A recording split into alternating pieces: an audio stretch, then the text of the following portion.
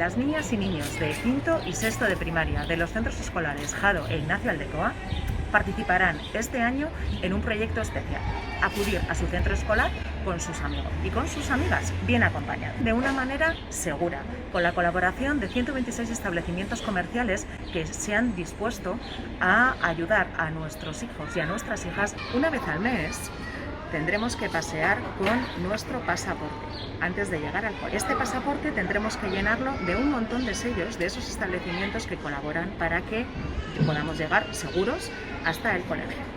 De manera que el primer día en el que tenemos que empezar a recolectar sellos es el día 29 de septiembre. Preparados con nuestro pasaporte, las niñas con el pasaporte en la mano, los niños con el pasaporte en la mano, a llenarlo de sellos y a acudir a tu centro escolar con tus amigos y tus amigas.